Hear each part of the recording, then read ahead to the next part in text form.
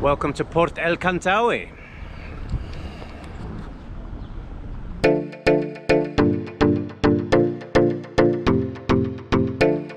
We've now driven up the coast and we're in Port El Kantaoui, and as you can see, very touristy. We've got glass bottom boats, whatever those things are, not really sure.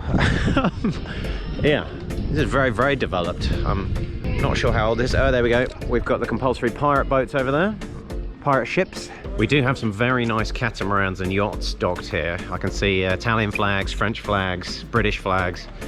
I think this place is a relatively new development. It was built about 10-15 years ago, so there wasn't really much here before then. You can see it's really flourished. Not sure we need to spend too long here. Anyway, going to continue my travels up the coast now. We are just south of Hergla. We are crossing a causeway right now, and I am hoping that we're about to see some flamingos, because I'm told this is where they hang out. So let's see if we can pull over somewhere and check out the flamingos. Brilliant, we even have an information sign. Sebkhet Halk el Manzel. And just behind it, flamingos. So there's the main road. And there are the flamingos. Loads of them. So they've built a berm here to stop people driving down onto this salt flat, which is probably a good thing.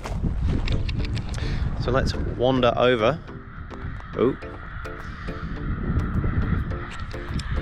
Seems like there's some sort of turf war going on between the seagulls and the flamingos right now. Well, there they all are, making quite a lot of noise. Look at these guys, and a whole other group over there. Bye-bye flamingos.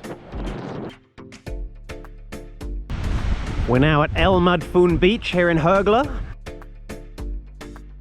Welcome to Hergla. Look at this beach.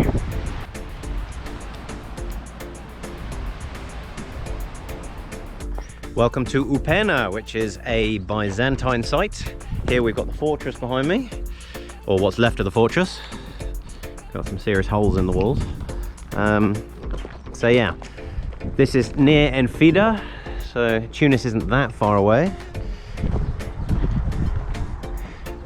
Fair amount of litter in this site. But anyway, round the corner there's actually a basilica, or the remains of a basilica. I mean, nothing's above about knee high.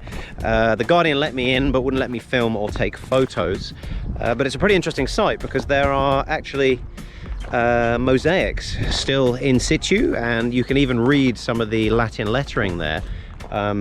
So yeah, if you're into that kind of thing. There's also a font, I suppose, where baptisms took place, so possibly worth driving out here if you are passing by. It's quite close to the A1, so you can just kind of nip off. But anyway, I've GPS tagged it, so that's Uppenna.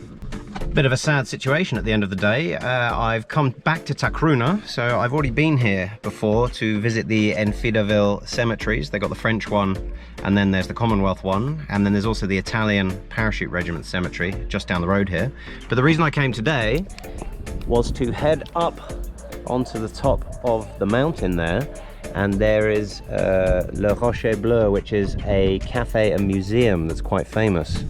But unfortunately, on the 2nd of February, there was a massive rockfall, destroyed a bunch of buildings, and it was actually sort of really close to the cafe. So now they're not allowing anyone up there. You can see the roadblock there.